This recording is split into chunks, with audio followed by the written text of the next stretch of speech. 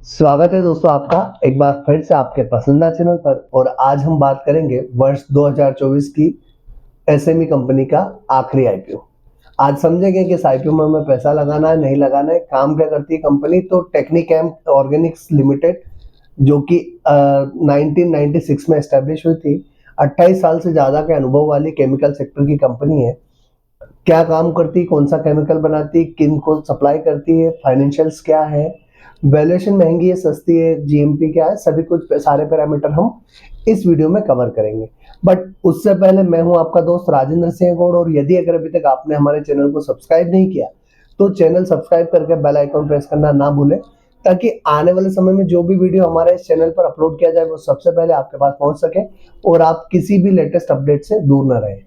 तो दोस्तों शुरू करते हैं आज का आईपीओ। हम 1996 में एस्टेब्लिश हुई कंपनी टेक्निकेम ऑर्गेनिक्स लिमिटेड जो कि मेनली केमिकल मैन्युफैक्चरिंग का काम करती है। साथ साथ अगर देखें तो मुख्य रूप से जो कंपनी केमिकल बनाती है उसमें speciality chemical, pigments and dye intermediates और साथ ही साथ एयर ऑक्सीडेशन जैसे केमिकल बनाने का कंपनी का काम है। कंपनी मुख्य रूप से जो है फार्मास्यूटिकल इंडस्ट्री को, एग्रीकल्चर को, कोटिंग को लिए, पिगमेंट्स के लिए और डाई के लिए ये अपने केमिकल सप्लाई करती है। मुख्य रूप से अगर हम देखें तो company high quality component, chemical component बनाने का काम करती है और रॉ मटेरियल भी प्रोवाइड कराती है। कंपनी की अगर हम प्रोडक्शन कैपेसिटी की बात करें तो 9,50,000 किलोग्राम सालाना का प्रोडक्शन करती है। कंपनी की वर्तमान में 3 प्रोडक्शन यूनिट है जो कि कुल 26,079 वर्ग मीटर में फैली हुई है। मेनली कंपनी इंडिया के 9 स्टेट में काम करती है, जिनमें जो कोर बिजनेस है वो कंपनी का गुजरात से आता है। वैसे ही वर्ल्ड में 11 देशों में कंपनी की सप्लाई है, 11 देशों में कंपनी अपना एक्सपोर्ट करती है, जिनमें चाइना और जापान में मुख्य रूप से अपना एक्सपोर्ट करती है। कंपनी का जो मेनली फोकस है वो क्वालिटी, एनवायरनमेंट, हेल्थ और सेफ्टी पर कंपनी मुख्य रूप से ध्यान देती है और हाई क्वालिटी प्रोडक्शन प्रोसेस पर कंपनी का हमेशा फोकस रहता है। साथ ही साथ अगर हम बात करें तो कंपनी कस्टमर मैन्युफैक्चरिंग पर भी ध्यान देती है, मतलब कंपनी खुद के लिए केमिकल बना के सप्लाई करती है, साथ साथ अपने जो कस्टमर्स हैं उनके लिए भी केमिकल बनाती है और उनको प्रोवाइड करती है, जिससे कि वो आगे अपनी सप्लाई कर पाए। मतलब अगर इसको ऐसे समझे तो ये company mainly on demand chemical बनाकर भी अपने कस्टमर्स को सप्लाई करती है। कंपनी का जो मेन फोकस है वो इसकी आर&डी और ऑलवेज कंपनी क्या करती है कि आर&डी के साथ साथ अपनी क्वालिटी पर जो क्वालिटी इंप्रूवमेंट है उस पर लगातार फोकस रहता है कंपनी। दोस्तों एक बार अब हम आईपीओ डिटेल की बात कर लेते हैं। 31 दिसंबर यानी कि साल का आखिरी दिन जो कि आज है, आज से आईपीओ स्टार्ट हो चुका है। 2 जनवरी तक ये आईपीओ खुला रहेगा। 10 रुपए का जो है फेस वैल्यू है शेयर का, 52 रुपए से 55 रुपए का प्राइस बैंड रहेगा। 25.25 करोड़ का ये इशू साइज है, पूरा का पूरा फ्रेश इशू है, बुक बिल्ड इशू टाइप है, बीएससी का एसएमई आईपीओ। 35% जो है इसमें रिटेल कोटा है, 50% क्यूआईबी है और 15% एनआईआई कोटा है। अगर हम 1 लाख इन्वेस्टमेंट की बात करें तो इसमें एक लॉट के लिए 2000 शेयर का लॉट रहेगा, जिसमें 1,10,000 का मिनिमम इन्वेस्टमेंट रहेगा। रिटेल के लिए मिनिमम और मैक्सिमम 1,10,000 ही रहेगा। 2,20,000 जो है स्मॉल एचएनआई का मिनिमम इन्वेस्टमेंट रहेगा, 2 लॉट के लिए 4,000 शेयर के लिए। अब हम एक बार डेट्स की बात कर लेते हैं कि इस आईपीओ की जो डेट्स है वो क्या है। 31 दिसंबर यानी कि साल का आखिरी दिन जो कि आज है से आईपीओ स्टार्ट हो चुका है।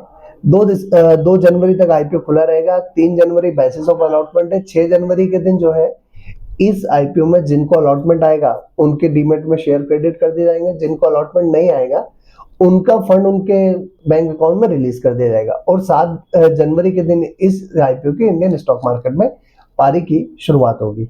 दोस्तों अभी तक हमने समझा कंपनी काम क्या करती है, कंपनी के जो है आईपीओ डिटेल्स क्या है, किस डेट को क्या होने वाला है, और साथ ही साथ हमने समझा कि एक लॉट के लिए मिनिमम इन्वेस्टमेंट कितना लगेगा। अब आगे हम समझते हैं कंपनी के फाइनेंशियल्स कैसे हैं, वैल्यूएशंस क्या है और कंपनी को आईपीओ की रिक्वायरमेंट क्यों है। अब अगर मैं फाइनेंशियल्स की बात करूं तो कंपनी का जो फाइनेंशियल्स है, जिसमें 2022 से लेकर 2024 तक के इन्होंने फाइनेंशियल्स शो किए हैं। जहां रेवेन्यू की बात की जाए 67.02 करोड़ की रेवेन्यू 2022 की है इनकी। 2023 की 50.36 करोड़ की रेवेन्यू है। 46.39 करोड़ की रेवेन्यू 2024 की है। वहीं उनके सामने अगर एक्सपेंसेस देखे जाए तो 63.14 करोड़ के 2022 के एक्सपेंसेस है, 2023 के 48.64 है और 2024 के 40.52 है। अगर प्रॉफिट आफ्टर टैक्स की बात की जाए तो 3.42 करोड़ का प्रॉफिट इनका 2022 का है, 2023 में 1.73 करोड़ का है और 2024 में 4.73 करोड़ का प्रॉफिट है। तो ओवरऑल अगर हम कंपनी के फाइनेंशियल्स देखें तो फाइनेंशियल्स ठीक ठाक से है, एक कांस्टेंट सी ग्रोथ है। हालांकि प्रॉफिट रेवेन्यू वाइज देखा जाए तो डे बाय डे इनका रेवेन्यू डिक्रीज हुआ है, तो वहीं साथ ही साथ एक्सपेंसेस भी डिक्रीज हुए हैं और प्रॉफिट अर्न कर रही है कंपनी और लगातार प्रॉफिट में है ये। असेट्स की भी अगर मैं बात की जाए तो 44.17 करोड़ के असेट्स इनकी 2022 के, 2023 की 44.25 करोड़ की है और 52.47 करोड़ की इनकी जो असेट्स है 2024 की है। दोस्तों चलिए अब हम एक बार इस कंपनी के वैल्यूएशन समझ लेते हैं कि वैल्यूएशन वाइज कंपनी कैसी है। इसके आईपीओ की जो वैल्यूएशन है, अगर हम आरओई की बात करें तो 27.39% है, आरओसीई की बात करें 22.57% है, डेब्ट टू इक्विटी रेशियो 90 पैसे का है इसका, रिटर्न ऑन नेटवर्थ जो है 24.09% है, पेट मार्जिन जो है 10.19 का है, वहीं प्राइस टू बुक वैल्यू की बात की जाए तो 3.57 की है। ईपीएस जो है इसका प्री आईपीओ 3.71 है, पोस्ट आईपीओ 2.73 हो जाएगा। वहीं पी रेशियो 14.81 है इसका प्री आईपीओ, पोस्ट आईपीओ जो है 20.15 हो जाएगा।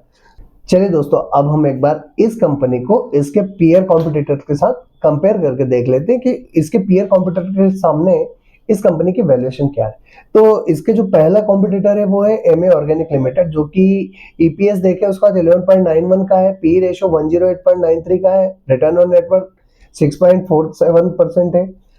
एनएवी की बात की जाए तो 183 का एनएवी है इसका। अनुपम रसायन की बात करें तो 10.84 का ईपीएस है, 72.12 का पी रेशियो है, 4.29% जो है इसका रिटर्न ऑन नेटवर्थ है और 249.26 का इसका एनएवी है।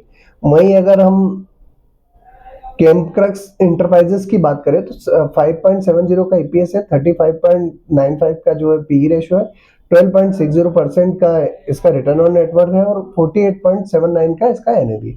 तो दोस्तों वैल्यूएशन के वाइज देखा जाए तो ठीक ठाक कंपनी है, कोई बुरी नहीं है, अच्छी कंपनी है। मतलब इसके कॉम्पिटिटर के सामने अगर मैं देखूं तो वहां पर ठीक है, कंपनी की वैल्यूएशन ठीक है। दोस्तों अब एक बार हम इसकी जो है जीएमपी समझ लेते हैं कि जीएमपी क्या है। तो 11 रुपए के आसपास की इसकी अभी ग्रे मार्केट प्रीमियम चल रही है, 20% के आसपास की प्रीमियम है। अब अगर एक बार हम इस कंपनी के ऑब्जेक्ट की बात करें तो कंपनी को जो है फंडिंग की रिक्वायरमेंट है कैपिटल एक्सपेंडिचर के लिए। साथ ही साथ कंपनी अपना क्या है, एक नई यूनिट जो कि प्लांट 4 के नाम से स्टार्ट करने वाली मैन्युफैक्चरिंग यूनिट। साथ ही साथ इनको रीपेमेंट प्रीपेमेंट के लिए फंड्स चाहिए जो अपनी बोरोइंग कम करना चाहते हैं, जो कि इन्होंने बैंक से एनबीएफसी से ले रखी है। और साथ ही साथ जो जनरल कॉर्पोरेट पर्पस है इनके लिए इनको फंड्स की जरूरत है। दोस्तों मुझे इस आईपीओ में बहुत ज्यादा खराब भी कुछ नहीं दिखता और बहुत अच्छा भी कुछ नहीं दिखता। अगर किसी को रिस्क इन्वेस्टर को लगाना है पैसा तो लगा सकता है, अदरवाइज अवॉइड भी करेंगे तो कोई इशू नहीं है। बाकी ठीक ठाक लिस्टिंग गेन 20-25% के मिलने चाहिए, मिल जाएंगे। फिलहाल मैं तो इससे दूर रहूंगा। आप लोग क्या करने वाले हैं कमेंट बॉक्स में कमेंट करके जरूर बताइएगा।